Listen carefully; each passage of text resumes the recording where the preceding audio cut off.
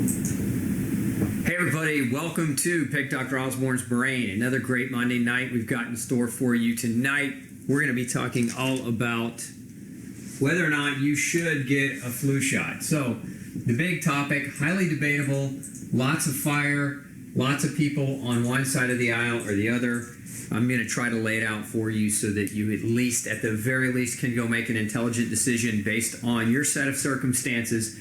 Again, we want informed consent. That's what doing a flu shot, whether you should or shouldn't, is all about. So before we get started, I want to give you all an opportunity to chime in. Let me know where you're from. So rule number one is tell me where you're from in the world and just say hello. And if you are getting a flu shot, or if you are considering getting a flu shot, type in the number 1 in the box. And if you're absolutely not considering a flu shot, and you're just here to kind of get more information, type in the number 2 in the box, and we will get started here in just a minute on the topic at hand.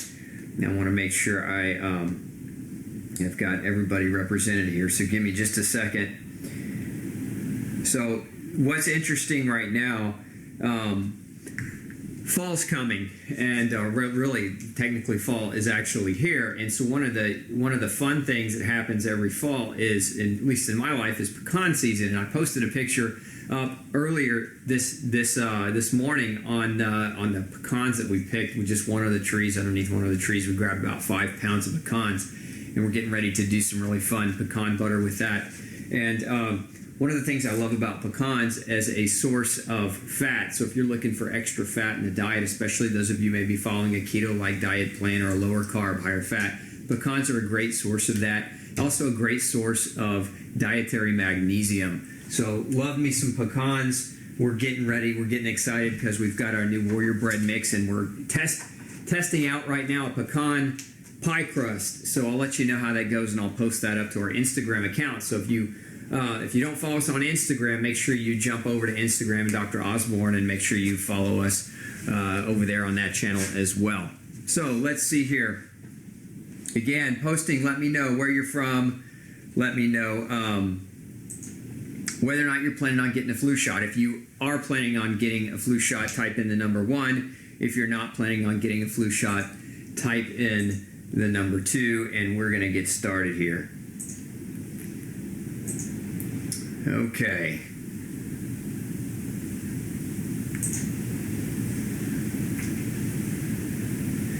All right, so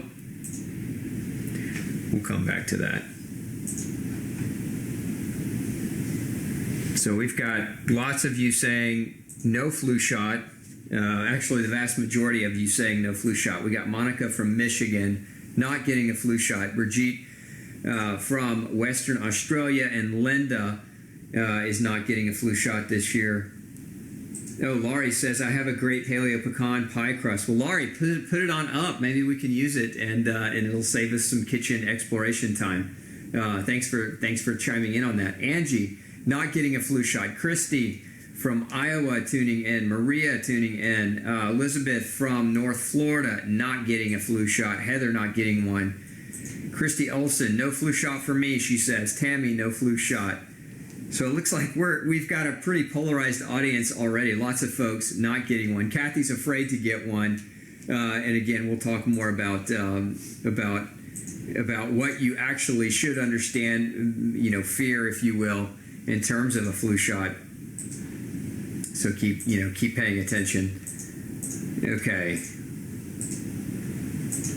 Let's see, here we go. Wanda, no shot for Wanda. Dana, never will get a flu shot. Cindy, never have gotten a flu shot. Carrie from Suntree, Florida. And Anur, not planning to wear a mask the entire winter. Okay, so looks like we've got a pretty polarized audience. So we're not going to. That's good news for me, because I'm not very pro-vaccination when it comes to the flu shot for a number of different reasons, which we're about to talk about. And as much as I respect anyone's decision to inject something in their own body, I certainly don't want any trolls in the feed creating a ruckus for no reason. So let's talk about the flu shot. I think fundamentally the question that you have to ask, and so again, the reason I'm doing this is because a lot of people just don't know. They don't know enough. They're not getting it because they're scared. Maybe there's some ingredients in the flu shot they're concerned about, or maybe their doctors just won't have an intelligent conversation. I think a lot of people just don't get that part. They don't get the intelligent conversation from their doctor, and so then they just don't feel comfortable with going in and getting it. Now, socially, as a society, especially here in the U.S., it's a widely accepted procedure. As a matter of fact, a lot of your grocery stores and the pharmacies within them, for example, like Kroger and Randall's, if you have those Publix and CVS, some of these really, really common big, pharmacy-based stores will give the flu shot for free, or they'll give you a flu shot in exchange for store credit or a store gift or a coupon. And there's actually a reason why they can afford to do that, because they're actually, in many of these cases, they're billing your insurance and getting reimbursed about $50 for that, so they can afford to give you a $10 coupon or a $20 savings coupon to do that. That's kind of the dark side of the flu shot industry, and one of the reasons why a lot of these outlets really heavily promote it for free. I say it's not free if it comes with a lot of added ingredients. And so there's two questions I like people to ask. Number one, does it work? Fundamentally, if we say let's get a flu shot to prevent a cold or a flu, then we have to ask the question, well, how well does it work? What is the efficacy of the medication? I think as any person subscribing or prescribing to a medication or following the orders of a doctor, we are owed at least that information. What are the chances that it's going to work for me? And there have been a number of studies that show a wide varying range of percentages about whether or not and how well they work. But on average, and this is even coming from the CDC, 43% of the time, and again, it's numbers directly being reported, that it works about 43% of the time, and as much as 50% of the time. And some would say that that's even lower. As a matter of fact, a Cochrane database study where they analyzed, it was over 40 years of flu vaccine information found, 40 years or it was 40 studies, I don't remember, so don't quote me on that part, but they analyzed all the data on flu vaccines and how effective they were, and in this particular study found that 33% of the time the flu vaccine works. So that's to me, if you know the answer to this question, now you can make a better and a more intelligent decision on whether or not it's something that you want to do.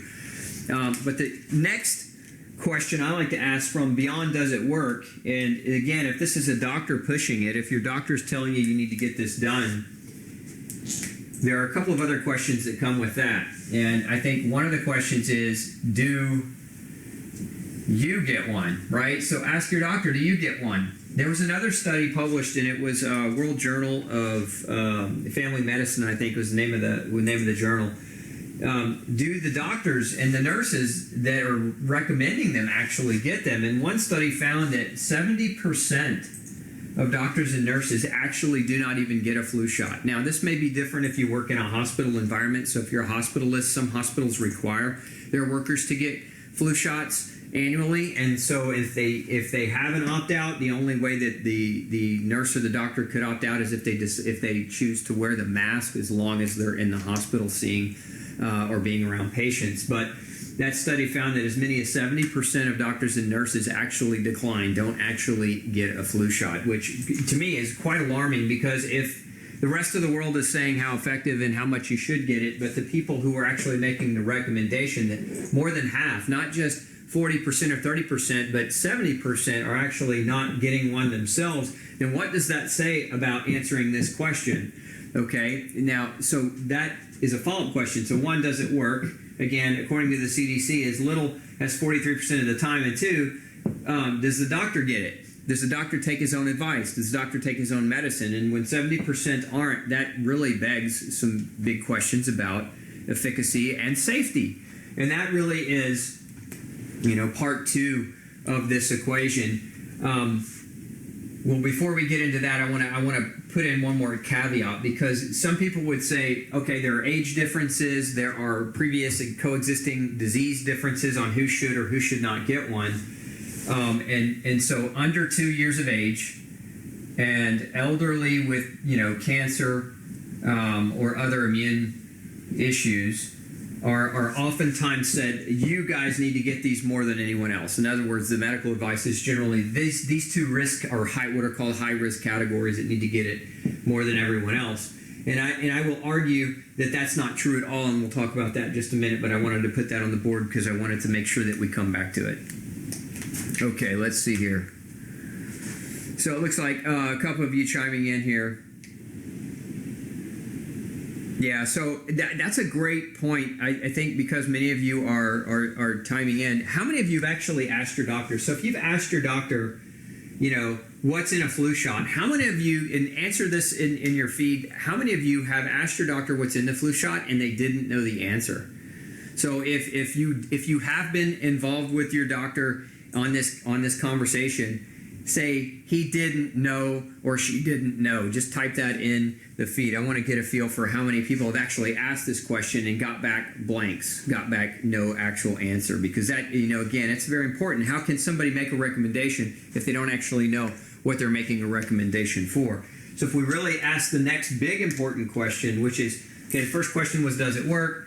And the second question is, what's in the shot? Okay, what is actually in the shot? When you say give me a flu vaccine, what does that really mean? What are the ingredients? What are the adjuvant agents? What are the things that are in that shot that I'm going to be injecting directly into my body? Like, we should all understand and know very, very well what those things are. So again, why are we wanting to know this information? Because we want to have an intelligent conversation so that we know exactly what it is that we're putting in our body and how it could potentially affect us, good or bad. Okay.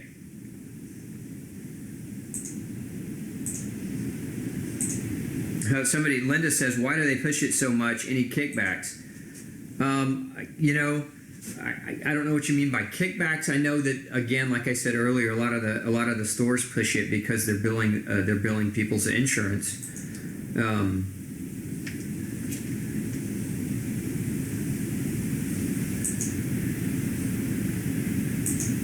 Yeah, so a lot of you are just saying that you asked that you did have that conversation and your doctor didn't know. So what's in the flu shot?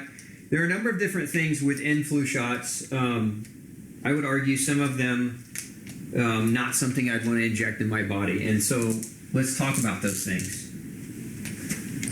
One of the ingredients is the virus itself. So we have these viruses. Some cases they're live viruses. And this is one of the reasons, actually, when I worked in a family practice going through graduate school, this is one of the things we commonly saw was when people would come in and get their flu shot, they would be back a week or 2 weeks later, sometimes 3 weeks later, with the flu.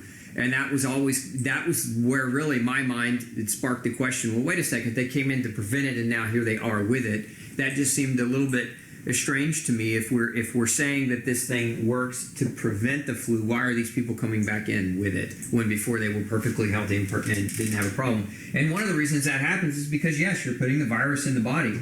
Number two, one of the ingredients involved in flu shots is egg-based. Now, the reason I mention that, you're saying eggs are healthy. Eggs, there's nothing wrong with eggs. Egg is one of the top 8 allergens in the world, meaning that of all the allergens that are required to be labeled on a food label, egg is one of those. And many people are allergic to it. And this is where I would argue. I said the children under 2, because they're considered immunocompromised. And it's not that they're immunocompromised. It may be that their immune systems haven't fully developed, but they're not compromised. They've got, if they're breastfeeding and they're eating right and they're being taken care of by their parents, they've got lots of extra immunity from mom's breast milk. But under 2, egg. Very top allergen. And a lot of kids, and I'm not talking about an anaphylactic type of reaction where, when you eat something and your lips swell and your throat constricts and you break out in hives. I'm talking about a kind of a more subtle type of allergic response. And that subtle type is that it doesn't put you in the hospital, but it still creates an inflammatory process. Well, many kids are allergic to eggs. It's one of the most common allergens in the world. How many of you who've ever taken your kids into the doctor where the doctor said it's time for little Johnny or little Betty's flu shot, right?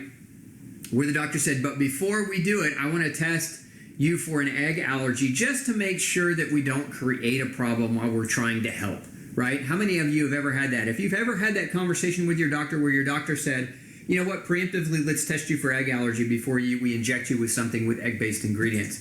If you've had that conversation and your doctor did say that, type in number 5. into your feed. I want to see if anyone, and I doubt it because I've never heard of anyone having that conversation with their doctor where the doctor actually did the testing in children under 2 to rule out whether or not egg was going to be part of their problem. Now, there are a couple of other things in flu shots that I think we could argue are not healthy, and these predominantly are metals. And some flu shots contain thimerosal, which is a form of mercury, and some of them contain aluminum, which is another metal. Now, aluminum, in a number of studies, chronic aluminum exposure has been linked to dementia. It's been linked to neurological disorders. So in essence, it can be a neurological toxin. And keep that in mind, because I'm going to come to something here in a minute that I'm going to bring up, and I want you to remember, aluminum is a neurotoxin. So is mercury. Mercury is also a very well-established, very well-known neurotoxin. So we've got 2 types of metals that are used as adjuvants within these vaccines. Both are known to be neurotoxins. Now, that brings me, and I'm going to bypass some of the other ingredients for just a minute because I want to pose the third question over here, which is what are the potential side effects, right? What are the dangers? What are the dangers of, or the downside, if you will, of getting a flu shot? Because if you don't know what those are, this is where informed consent, this again is that this conversation, does it work? How often does it work? What's in the shot? And what are the potential side effects? If the doctor's not willing to have those 3 questions answered for you, then either they don't know enough about the science behind vaccines, or they're avoiding those conversations because they don't have good answers to give you. At least that's my humble opinion on the matter. So what are the potential side effects of injecting metal in your body? Now, some would say nothing. That's all hype and that's all junk science. And I would argue that there's a lot of really great science that shows that that's not true at all. And we're going to talk about some of that in a minute. One of the side effects, and this doesn't happen to everyone, okay, so I want to be very clear. The side effects of a flu shot, we have vaccine injuries, and flu shot certainly does create many of them. And it's not that everybody who gets a flu shot ends up with these symptoms, but there are risks. And one of the risks is an illness. It's a neurological inflammatory autoimmune illness called Guillain-Barré syndrome, GBS for short. And it's a very, very real consequence or side effect for some people of getting a flu shot. As a matter of fact, of the people that get GBS from the flu shot, 1 in 20 of them will actually die. Now, that's a danger. In other words, that this shot doesn't come without risk. There is the potential risk for death. Now, I'm not saying that that risk is 1 in 20. I'm saying that of the people that do develop a GBS reaction or response from a flu shot, 1 in 20 of those people will actually die. So, again, there's still a risk. You've got to ask yourself, you walk into a doctor's office and you're completely healthy, are you willing to risk injecting yourself with something that could create an inflammatory autoimmune disease that could potentially kill you? That doesn't make a whole lot of sense to me. You're healthy now, let's give you an injection and you'll be even healthier as we move forward, except for there's a risk, right? Now, some of the other risks involved with getting a flu shot, meningitis, so it can create a swelling or an inflammation of the brain. Another one of the risks, there's a risk for getting a flu shot, is something called ASIA. Now, ASIA is an acronym that stands for autoimmune inflammatory syndrome induced by adjuvants. Adjuvants are the substances in the vaccine that are not the virus. So, the other substances in the vaccine, the metals, are adjuvants. The egg is adjuvant. The polysorbate is an adjuvant, which is, by the way, polysorbate is another one of the ingredients down here that we could add to our list of vaccine-based ingredients. So polysorbate. And I test people all the time for polysorbate allergy and find many people actually are allergic to polysorbate. So again, that goes back to elderly and under 2 are being told to do it, without question, but are they reactive? We don't know unless you test, right? You don't know unless you test. It doesn't make sense to inject yourself with something that you don't know whether or not you're going to have a reaction to.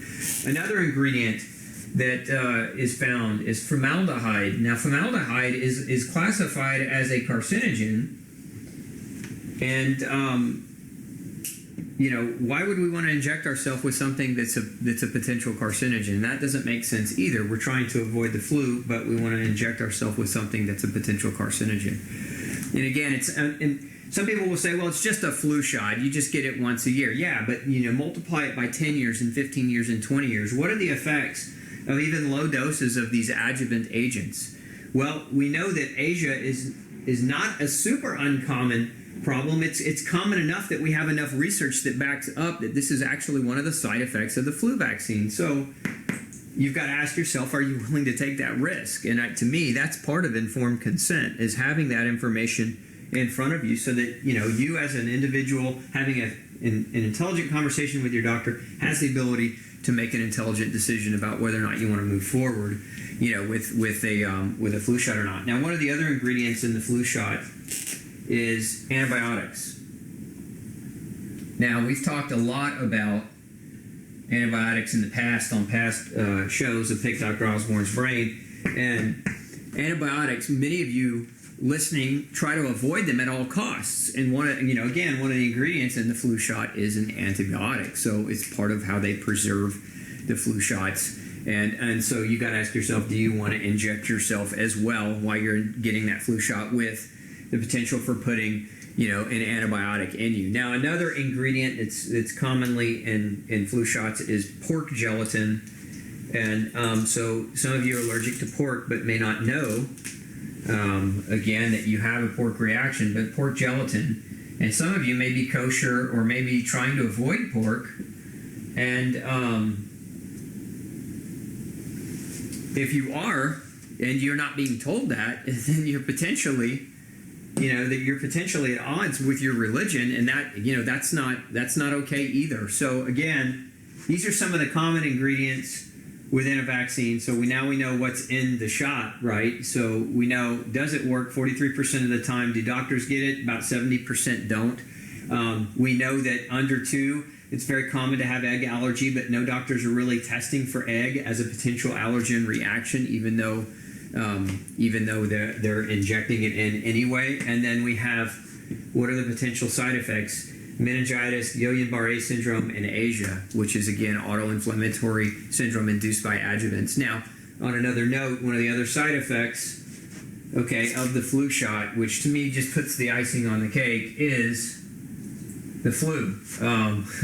So again, we go back to the beginning. If we're getting this to prevent the flu, and one of the side effects of it is the flu, well, how do we win? What is that? Where's the victory in that philosophical approach? So let's go back and let's look at some of the comments and questions here.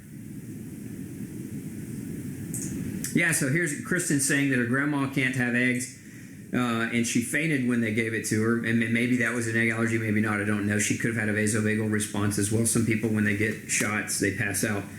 Are there carcinogens in the vaccine? Yeah, again, formaldehyde is a known cancer potential. Some of you are pretty strong on your nose. If the flu shot is not enough to stop all the different kinds of flu, why is it such a big deal? And also, why did so many people die last year when I bet a bunch of them had their flu shots? Well, look, people die from the flu every year. Now, the CDC numbers report, I think one of their advertorials or advertisements says that 36,000 people die a year from flu, but the actual numbers are closer to about 2,000 people a year, at least in the States, that die from the flu. And I don't know what the difference in those discrepancies are. I don't know why they make one report in one place and the actual statistics, when we look at death rates, not that many people are actually dying from the flu. I think it's exaggerated on purpose. That's just my humble opinion.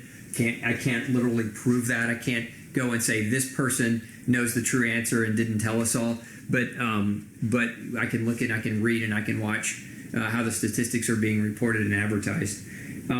I think the bigger question beyond this, so if cold and flu season can create, the virus influenza can create problems. And what you have to understand about a flu shot is, generally speaking, that we have usually doctors, researchers will go to China. They'll see which strains of the flu shot they can predict will make it to America, for cold and flu season. And those are the 3 strains that generally get put into the flu shot vaccination. So first and foremost, viruses mutate. They can morph and change and mutate from host to host to host. So Going over to another country to try to predict what may end up showing up here before it mutates, or if it mutates 20 times, there's no way we can predict that. And this is one of the reasons why the efficacy of the shot is so poor. We don't, we can't guarantee it works, and it works as little as 33% of the time. And some would even argue that you can't prove or disprove that it doesn't work because you can't prove a negative consequence. So at any rate, the shot is developed as a result of the strains from another country and predicting how those might end up on our doorstep and what we need to have within our actual vaccine. That's the scientific basis for how they come up with the different strains. I think it's more important to understand that there are a few things that happen in the fall that for many people coincide with flu season, that if you understand this, you can do your job at supporting your own immune function and building your own immunity and helping yourself reduce the risk for developing influenza. And so one of the biggest risk factors associated with the flu shot, and this is actually, there have been landmark studies on this, is vitamin D. So when vitamin D levels drop, and this is true no matter where you're at in the world, when vitamin D levels drop, which is generally in the fall, because of the change, because of the tilt of the planet and the change in the daylight and the quantity of daylight that we're being exposed to. But when vitamin D levels tend to fall, we see a weakening in the immune system that predisposes people to influenza. So one of the best things you can do this time of the year is go ask your doctor to check your 25 OHD levels. These are vitamin D levels circulating in your bloodstream, and if they're below 50, then you might want to consider what I'm about to talk about, which is high-dose vitamin D therapy. Vitamin D therapy is very, very effective. And as a matter of fact, the closer you live to the equator, the less this problem is. That's why people that live on the equator in tropical regions have less influenza. There's actually less overall, epidemiologically speaking, there's less outbreak of the flu in those areas because there's so much sunshine and so much more vitamin D availability. So again, vitamin D therapy, if we really want to boost the immune system, and you can go check this out on our website too. We actually have a protocol on the website. Anybody can do it. It's safe to do unless you have a disease that's impacting your kidneys. So if you have a disease that's effectively impact like scleroderma, for example, you would not want to do this therapy. This therapy is not for you if you have loss of kidney function, or if you have if you have major diabetes and your kidneys are 50% working. This is not a therapy that you want to do. But if you've got perfectly healthy kidneys, this therapy is perfectly safe for you. And that's basically, as an adult, 150-pound adult, we do 150,000 international units of D per day, okay? And we do that times 3 days. And that will get your vitamin D levels up above 70, and it will keep them there for a long period of time. It will actually keep them there for several months, thus giving you a greater degree of immune protection through the winter months. So if you have this done sometime in late September, October, and it's under the mark, you can do this therapy to build your immune system coming into cold and flu season. It is hands down one of the most effective ways to put prevention in your corner. Now, if you start to come down with sickness and you haven't already done this, this is also something that I have seen be very effective for people who are starting to come down with a flu. They do this. It allows for their body, their immune system to recover, and oftentimes will stop that flu from actually taking a grip and really, really taking hold of the immune system and crashing them. So this is a great therapy you can use not only for prevention and building your immune function, but if you, at the first sign of a cold or a flu, do this therapy, and it can also be very helpful and very effective. Now, one of the other things that you can do, and this is tried and true, is very effective too, is high doses of vitamin C. I've got something called Detox C. You've got to be careful with vitamin C, especially those of you who are my true gluten-free warriors out there who are not eating grains. You've got to be careful with vitamin C because a lot of your powders, a lot of your over-the-counter products are actually made from corn, genetically modified corn. So the vitamin C is actually derived through a process from genetically modified corn. I don't recommend that. That's why I have my own formulation. It's to avoid that aspect. But Detox C is a formulation. It's a vitamin C that's derived from an organic African wild potato, and that 5 grams of that for an adult is a very, very effective way at supporting immune function through cold and flu season.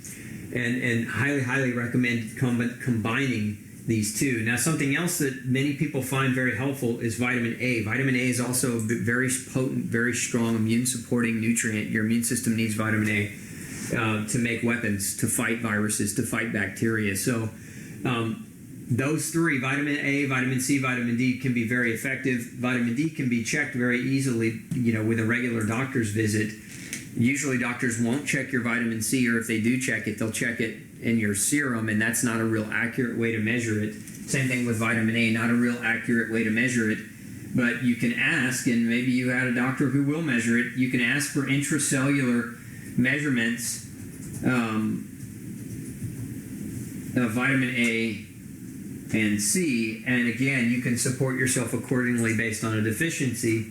You can also take these things without testing, and it's very safe to do so. Again, the only caveat is if you have a vitamin or a kidney problem and you're taking high doses of vitamin D, what can happen is you can put vitamin D increases serum calcium, so it can overwork your kidneys. If your kidneys aren't functioning, it can overburden them with calcium, and that's not a good scenario. So if you've got kidney dysfunction, don't take high-dose vitamin D. If you have perfectly fine, healthy, functioning kidneys, vitamin D, vitamin C, vitamin A can all be effective for short-term use to boost the immune system, to improve immune function, and get you over the hump for cold and flu season. So these are very super effective, very easy to do, and they're tried and true. And in my experience, they work better than pretty much any other home-based remedy that I've come into contact with or encountered in the last 20 years of practice. So again, I don't think anybody listening tonight was planning on getting a flu shot, so maybe I asked a loaded question to my audience, but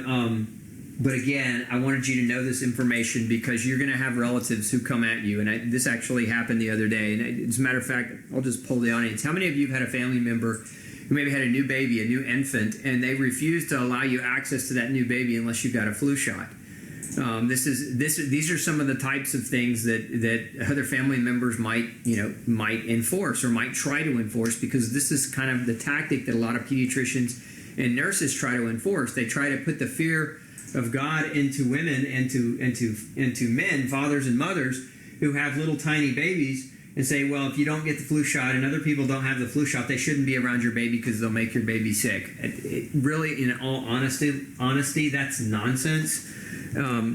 What you want to do if you're around somebody else's baby is you want to make sure that you're showered and clean and that you're practicing good hygiene techniques. And on that note, infectious disease in the United States, I think it's important that you understand that from an infectious disease standpoint, and influenza is a disease, it's a transmittable disease from person to person, right, through bodily fluids.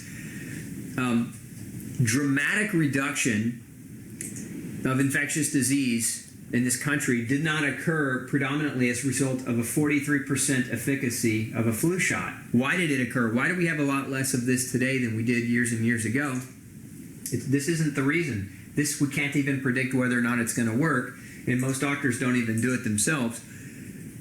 What created the massive reduction in infectious disease, including influenza, was the advent of water purification, meaning instead of having water that wasn't being cleaned and properly filtered, we started to add chlorine to the water as an antiviral, antibacterial, to reduce the spread and the risk of spreading of germs through water as a transmission medium. But we also, and that was done in 1914, just so you know. If you look at infectious disease prior to 1914, it was it was exponentially higher than what it was come 1920, after 6 solid years of implementation of water treatment. And then when you bring in the 1920s through the 1930s, we had centralized plumbing being installed in construction in homes. And so you had a lot less contamination through water through plumbing. You had a lot less contamination of humans through infectious water or through contaminated water as well. So those two things combined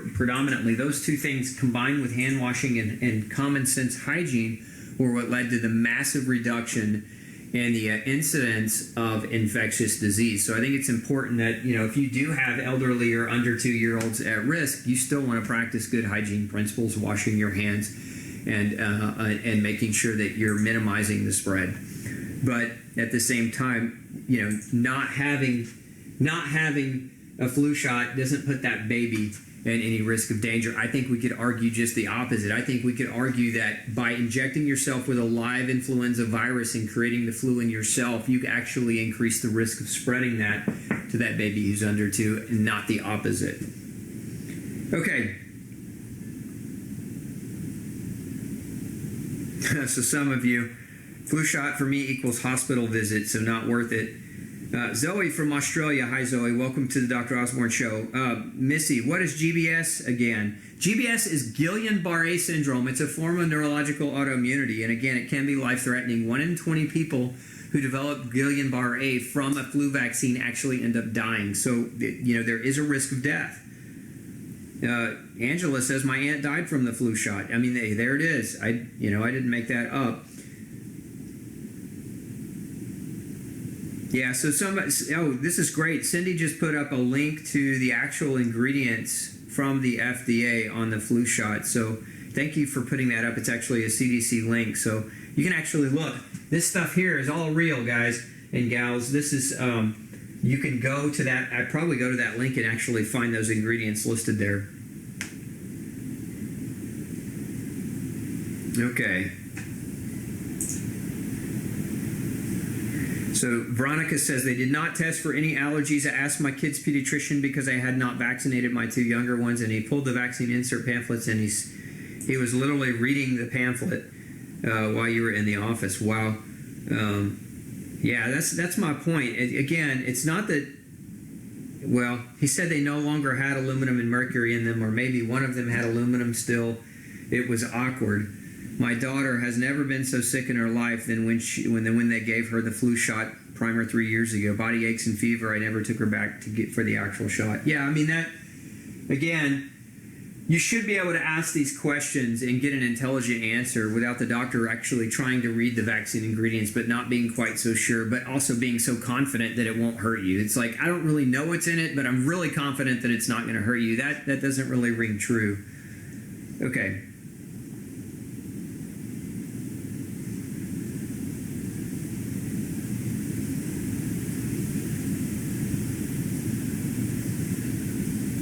Yeah, Maria is saying, I've seen so many of the patients I took care of with Guillain-Barré all of who had the flu shot.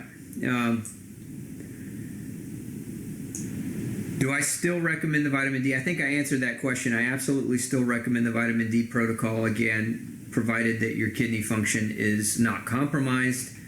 It's a great protocol. I actually just did mine as a preventative.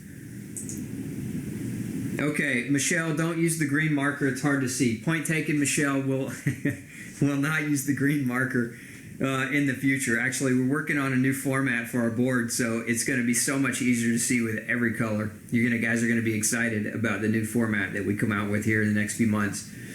Okay. Magdalena wants to know, how much vitamin E should one take? So it's very safe to do higher doses of vitamin A, and that's a great question. Let's be clear on what vitamin A is, because I had this question come up the other day. There's vitamin A, and then there's what's called provitamin A, or some would call it pre-vitamin A.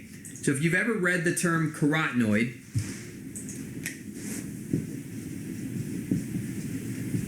carotenoids are pre-A, meaning they convert into A. So if you've heard the word beta-carotene, that's a form, carotene, carotenoid, it's a form of pre-vitamin A. What happens is when you take in carotenoids, these are things like carrots, vegetables predominantly that have orange, yellow, red colors. Those are rich in carotenoids, the family of plant compounds that when you eat them, your gut can convert them into vitamin A. So these carotenoids are pre-vitamin A. They're not actually vitamin A, and these will not be strong enough to get your vitamin A levels up high enough to really give your immune system the boost. So you don't think that just by juicing a bunch of carotenoid-based veggies that you're going to get your A up high enough for what we're talking about here. Now, these are non-toxic too. Some people say, well, isn't vitamin A toxic? Long-term high doses of vitamin A can be, but it's not as toxic as the press that it gets. Kind of like vitamin D. It's not as toxic as the press that it gets. Carotenoids are completely non-toxic because your body can only convert so much of them to vitamin A. So most forms, if you look at your supplement, it will say vitamin A as, and then it will say usually like carotenoids or beta carotene or some form of keratin-based compound. But if you're talking about true vitamin A, we're talking about retinoic acid. Retinoic acid is vitamin A. It's after the conversion, right? And this is what I'm talking about. I'm not talking about pre-vitamin A that you take. I'm talking about actual retinoic acid. And so the dose is 25 to 50,000 international units, again, a day for a few days. We'd go 3 days at that type of dose. You don't really need to go longer than that, but that is going to give a really supercharge to your immune system in terms of the vitamin A. Again, you have to make sure the vitamin A is in a retinoic acid form. It will not work if it's in a carotenoid form. It won't have the same effect.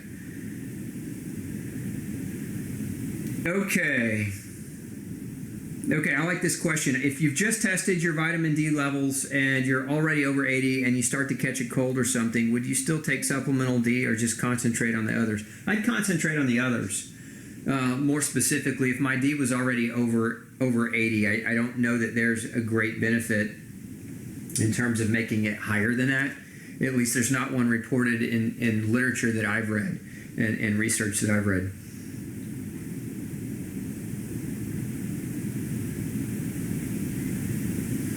So a lot of you are asking about shedding, and the reality is, yes, that if you get a flu shot, that virus is live. You can shed that virus, and you can make other people sick with it, and that's just one more reason to add to the potential over here. What are the potential side effects? That's what I mentioned earlier about, when you go get an injection and you get that virus, and then you go hang out with your cousin or your neighbor's baby to see their newborn baby or something, you've actually injected yourself with a live virus and have the potential to give exposure.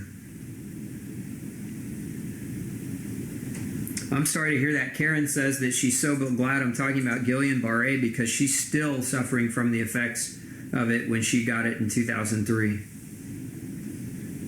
Okay, let's see here.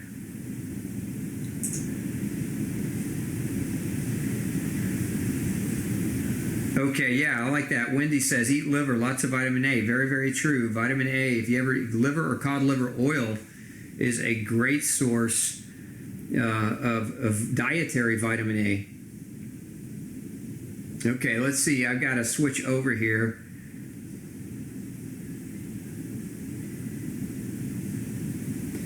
So Jason says, I heard flu is very bad this year. Flu is very bad every year if you get it.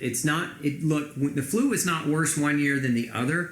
That's kind of, I don't know. I'm going to call it what it is. I think it's propaganda. I think people get hyped up and they get scared, right before cold and flu season. I think the media goes on this, this crazy, this crazy campaign of make sure you get your flu shot. That's what all the doctors and the pediatricians and everyone else is saying. And a lot of times they say it's going to be really bad this year. You can't predict it. It's completely non-predictable. The only thing that you have control over is to make sure that you are supporting your own health. There's 7 fundamentals that if you take action on every day and you consistently do these things, you're going to do the best at giving your immune system the best chance at fighting the flu. And that's, number one, make sure you're sleeping. Sleeping every day, sleeping enough, sleeping the right quantity of time. For most people, that's 7 to 8 hours as a minimum between the hours of 10 p.m. and 2 a.m. So sleep's very critical. Number 2 is eating the right diet, eating the right food. There's so many, our society is so backwards when it comes to food.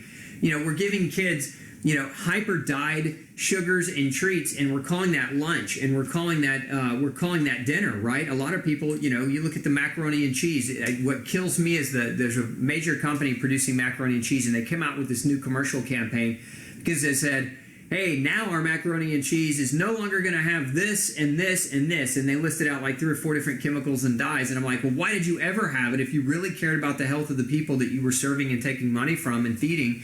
Why would you ever have had those ingredients in your food product? But again, we live in the social paradigm where it's just common for people to eat garbage and call it food. And the reality is, one of the best things you can do is eat healthy. So eating healthy, real food is one of your best protections against influenza. The other thing that you make sure that you do is get sunshine as you can. Now, again, when we go into the winter, it's a little bit harder to do. Some people use sun lamps. Some people plan their vacations during winter months where they can go to some place closer to the equator or someplace tropical where they can get more vitamin D. And so that could be an option for you as well. I know sometimes during Thanksgiving we choose to do that as a family. We choose to go on a vacation where there's more sunshine exposure because one, we like the sun, and two, we want to make sure that when we come back, we're not suffering from that seasonal affective disorder quite to the severity that many people have when they stay in those cold winter months for four months on end, especially in those longer winters. So again, food, sunshine, we said sleep, exercise. Maintaining regular exercise is very critical. It's the best way that you can build a strong immune system is to have lean muscle mass. That's why working out is so important, because the more muscle mass that you have, the stronger your immune system is. That's why when people do get the flu and it knocks them out really, really hard and they're down in bed, they waste away. They lose 10, 15, 20 pounds. They emaciate because their body is stealing from the muscle to create proteins to fight the virus. So if you start with strong muscles, if you start with adequate muscle tone, you actually improve your immune system's reserve tank and for when you do have need of it. So, maintaining that exercise is very, very critical, very, very important. Drinking clean water is very important. So running your water through filters to minimize your chemical exposure. Breathing clean air, same thing. Running your air through filters inside your home to minimize your exposure to toxins. Those are super critical. And then the last is stress management. And if you're following those 7 habits on a regular daily basis, that will far infinitely exceed anything a flu shot could ever do for you. And again, after we've talked today, I think we could argue that a flu shot doesn't really do much for anyone other than create the potential for risk and downside. Let's see, we got Matthew Burley from Australia, Perth, Australia. What's up, Matthew? Thanks for tuning in on YouTube. Let's see here. Clean, healthy diet keeps me from getting sick. Love to hear that. That's coming in from It's Chels. I don't know if that's your name or if that's your channel or your handle, right? Christopher Wilson says removing high fructose corn syrup from the diet, changing to reverse osmosis water, and eating organic whole foods impacted his vitality, and no reason to get the flu shot anymore. Yeah, every time my dad gets the flu shot, he ends up with the flu. I'm telling you, that's what I saw time and time again working in a hospital and working in a medical clinical environment. Question, doesn't vitamin D and vitamin K2 go hand in hand? They complement one another, correct? Yeah, they can, but you don't, if you're doing something like this, you don't have to take vitamin K with it. This is a short-term high-dose vitamin D. Again, the whole premise is to build and bolster your immune system's function, and you're not going to cause calcification of your arteries by taking a few days of high-dose vitamin D therapy. What are my thoughts on vitamin C therapy in the IV? You got to make sure the IV doesn't contain corn. A lot of them are dextrose bags where they use a dextrose solution, and that dextrose is derived from genetically modified corn. So know your ingredients, know what you're putting in. Just like you want to know what's in the flu shot, you ask the question, what's in the IV bag and where did it come from? Before you go and just assume that it's all natural and all safe. By the way, all natural and all safe, or all natural doesn't necessarily mean safe. A lot of people think that the connotation all natural is somehow devoid of danger. There are a lot of things in nature that are poisons. There are a lot of things in nature that can create problems. So again, don't look for the term all natural, look for the terms, and then read what they are, and then research them, look them up, and make sure they match what is right for you.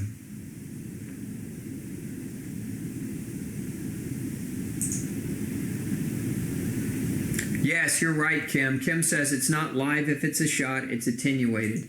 It's live if it's nasal. Yes, there are different types of delivery mechanisms for the flu shot. Thank you for pointing that out. Okay, let's see here. We got Andrew from San Bernardino chiming in, and Kristen from Pennsylvania. Welcome, guys and gals. So here's another question. I want to make sure I answer this one because Barbara wants to know, if you have an autoimmune disease, is it safe that attacks your organs? If you have an autoimmune disease that attacks your organs, is it safe to get a flu shot? I'm of the opinion, and I've seen this happen time and time again with autoimmunity, that if you have autoimmune disease, you are not a candidate for the flu shot. Now, I know what I'm saying is going to be vastly different from what most doctors are going to say on the topic, but an autoimmune disease in and of itself, yes, can it predispose you to infection? It can, but injecting yourself with a vaccination is not going to reduce your risk of infection. And if you've already got autoimmunity, there's some research that says that you're at greater risk when you have autoimmunity of developing additional autoimmunity as a result of injecting yourself with adjuvants, and that's what ASIA is all about. Again, ASIA is autoimmune inflammatory syndrome induced by adjuvants, and there are cases where people with autoimmune disease who get vaccinated, and not just the flu shot but others as well, actually end up with multiple forms of autoimmunity or complicate their autoimmunity. So, I don't recommend it. I don't recommend it at all, because again, first of all, it doesn't fix your immune system, one, and it doesn't fix the autoimmune problem, and it can actually make it worse.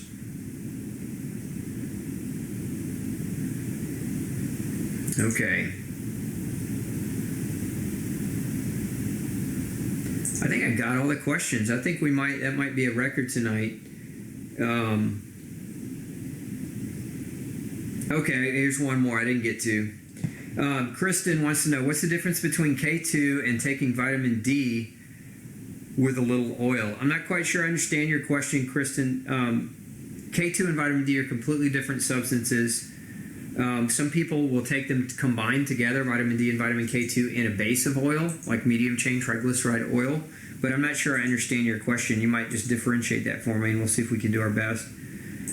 Leonardo says, talk about colloidal silver, Doc. Would it be a good solution if one were to catch the flu? It can be, but it depends. Colloidal silver can be an effective tool for infection. There's a lot of application for silver in bacteria and viral issues. So many people actually do. They take colloidal silver during the cold and flu season if they find themselves coming down with something, and it can be effective. I've seen it be very, very effective against upper respiratory problems. When people have chronic sinusitis and issues, oftentimes we'll use a nasal mister with colloidal silver, and that will clean it right up and get them feeling in tip-top shape. So, yeah, colloidal silver can be an option. Good question. Oh, okay, we got more questions. I didn't get them all answered. I don't think anybody knows, Connie. Connie's saying, this new polio type disease, is it from flu shots? I don't think anybody knows at this point, or could make that claim or make that correlation. I think it's too soon to say. What about the shingles vaccination or vaccine? I don't recommend them. I've seen people get shingles vaccines and end up developing shingles. Some people, the fear is if you get shingles, it's so painful. And it can be. It's a very, very painful neurological.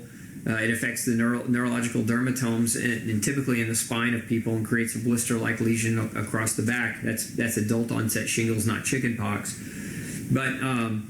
But I still don't recommend it. I still don't recommend getting that particular type of vaccine because, again, I'm a bigger proponent of do your immune system right and don't live in fear. Vaccines are not guarantees. They're not. There's no way you can prove their effectiveness. And some people will get the shingles and some people won't get the shingles. Many people who get the shingles have a shingles vaccine, and some who get it don't have a shingles vaccine. So, again, I don't think we can claim that the vaccine is the end-all be-all answer to not getting them. Yeah, there's a push for that because it's new. Anytime we come up with a new vaccine, we're going to push it. Understand that the vaccine schedule in 1983, and don't quote me exactly on this, but it was somewhere around the neighborhood, I think, of 17 vaccines. And today, and I think, again, don't quote me on this because I don't have the numbers right in front of me, but I think it was about 17 vaccines in 1983, and then by 2006 it went up to 53. So you don't go and more than triple the doses of things.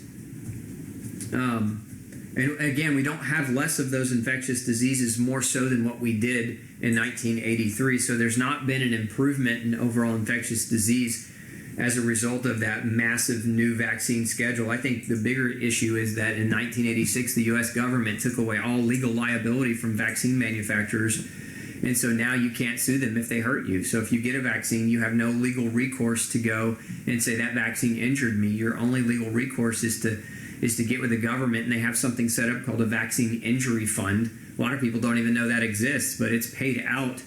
It's paid out an awful lot of money over the last many years.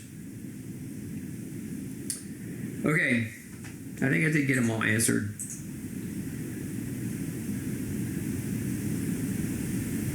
One more. Sandy says, what would happen if a person has candida and gets a shot? Specify candida and gets a shot of what? A shot of the flu vaccine or a shot of another type of vaccine? Look, I think if you've got candida, you need to address the candida before you start thinking about injecting any kind of vaccine into your body. Address the candida at its core first, because by addressing the candida, you will, by default, improve your immune system's capacity to protect you from other types of infectious microorganisms, including bacteria, viruses, etc. So it's to me, it makes better sense to do it from that approach. All right, so I think I covered all the questions.